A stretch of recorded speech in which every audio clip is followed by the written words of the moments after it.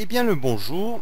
Aujourd'hui, eh bien je vais vous parler de Submerged à la demande d'un tiers dont je tairai le nom parce que au départ je n'étais pas très chaud pour faire cette chronique. Voilà. Donc c'est un jeu submergé qui se joue aussi bien à la manette qu'au combo clavier souris et dont je vais vous parler brièvement parce que ça m'intéresse pas du tout. Voilà. Donc c'est un jeu qui dont l'histoire prend naissance dans un contexte de cité submergée. Ah ben c'est oui, qu'est-ce que vous pourriez dire d'autre, hein. Donc voilà, effectivement, vous incarnez une héroïne, une jeune fille, Miku je crois qu'elle s'appelle, hein, pourquoi pas, qui effectivement arrive dans cette cité à moitié engloutie, donc à moitié submergée, et donc à moitié apparente. Il faut bien que je remplisse parce que j'avoue que je suis pas très inspiré sur ce coup là, hein. Alors par contre c'est très joli avec une végétation assez luxuriante. Donc voilà, donc vous avez réussi à survivre, on va dire, on sait pas de quoi encore, à bord d'une barque, vous et votre frère Taku. Et le seul problème, eh ben, c'est que Taku, bah, il est blessé Taku. Taku, faire attention. Bon, passons. Voilà, donc là, Big Ben, on se demande qu'est-ce qu'elle fout là. Alors après, je sais pas, ils se sont inspirés de Big Ben. C'est peut-être pas Big Ben. Bon, Londres est toujours là, à ma connaissance.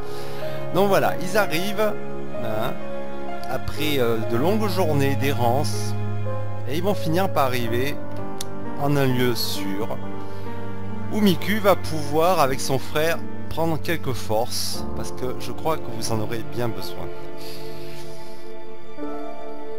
Voilà, donc on a quand même un contexte assez poétique avec une musique très douce. J'avoue que ce jeu est bien reposant. Ah, alors effectivement, il ne s'agit pas de tuer, de fraguer, de camper, on n'est pas dans Call of Duty, je le rappelle. Même si l'héroïne semble disposer d'une force assez conséquente pour pouvoir porter son petit frère. Voilà, donc nous nous rendons dans ce lieu, cet havre de paix, hop, où on va pouvoir, vous le voyez, il y a des interactions possibles. Le poser. Donc tout ça agrémenté de séquences vidéo in-game. Alors j'aime bien l'esthétique, hein, c'est pas... c'est très joli. On a affaire à un moteur Unreal 4. Alors ça me demandait pas de traduire, je n'en sais rien du tout, c'est la première fois que je vois ce genre de hiéroglyphes. Donc je suppose que c'est l'histoire, sous forme de planche BD. Ah, il se réveille, il était temps, hein. Bon, on n'a pas que ça à foutre, nous. Ok, ah, il y a une belle entaille sur le bide. Bon, et voilà, déjà ça commence bien. Et vous allez pouvoir accéder à votre inventaire. Il me faut quelque chose pour arrêter le saignement. Et ben voilà, il saigne, c'est normal, il est balafré. Alors, de quoi s'agit-il? Ok, on a 4 planches, notre histoire. Ok, on a une cité submergée, encore une fois, patati patata. Il y a une famille de 4, ils sont plus que 2, on sait pas pourquoi. Il y a le soleil, ok. L'histoire de la ville, il n'y a rien. Les créatures, il n'y a rien. Les monuments, donc je pense qu'il va falloir découvrir tout ça. Donc le seul moyen de vous déplacer au sein du jeu, à part de marcher, courir, tout ce que vous voulez, voilà, ça sera de prendre votre bateau, votre barque. Et tout ça afin de pallier à la survie de votre frère préféré. Je sais pas si on en avait d'autres, mais en tout cas c'est le préféré du coup.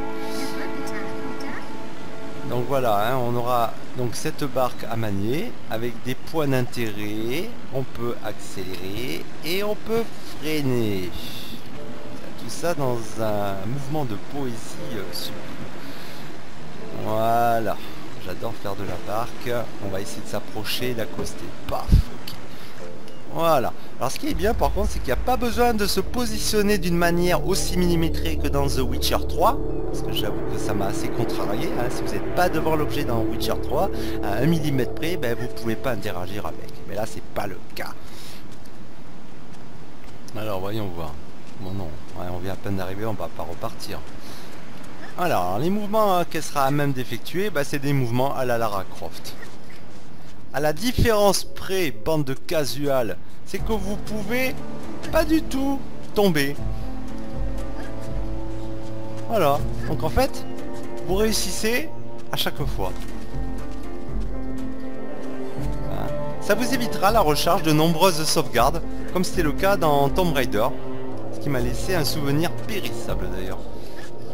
Voilà. On a vraiment des séquences de vue vraiment à la Lara Croftienne. Voilà, je tourne, j'avance. Voilà, par contre, ouais, le ciel est magnifique. Hein. Là, j'en profite effectivement pour admirer. Voilà. Donc, vous avez aussi accès à la map. Ouf, oh putain, ça c'est de la map. Mon dieu. Ah ouais, ça c'est... Waouh. Ah, le choc. Bon, en tout cas, il y a des secrets à découvrir. Il y a apparemment des upgrades de barque, amirosson de la barque, sous forme d'une icône d'hélice bleue.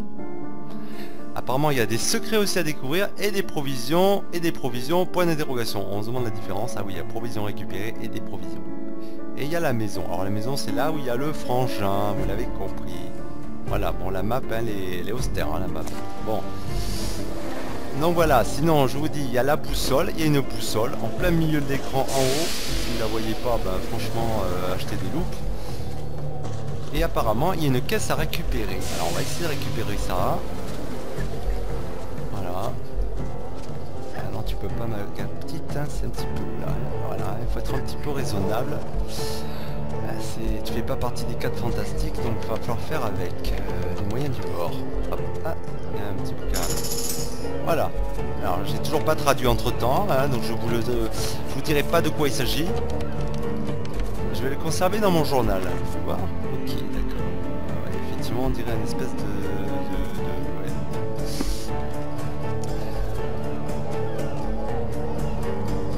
Donc voilà, je vous laisse admirer les paysages. Donc il y a quand même la gestion climatique qui est prise en compte. Avec un cycle, il me semble, jour-nuit. Donc on voit déjà quand même que le ciel commence un peu à se voiler. Putain, mais on va la trouver cette putain de caisse. Ah voilà.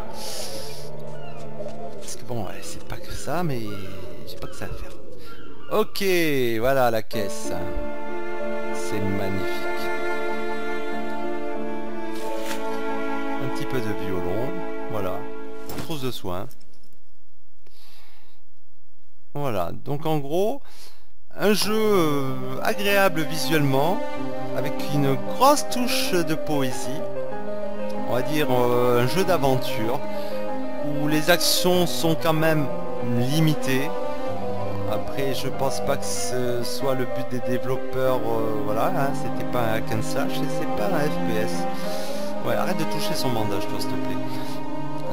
On sait jamais, t'es pas stérile, ouais, vas-y, bye, vas-y, fous des microbes partout sur la main. Bon, voilà, donc ça sera tout pour aujourd'hui, pour ce jeu. On m'a demandé de vous en parler, je vous en ai parlé. Voilà, donc je pense que l'étape prochaine, ça va être apparemment d'aller pêcher. Ciao, ciao!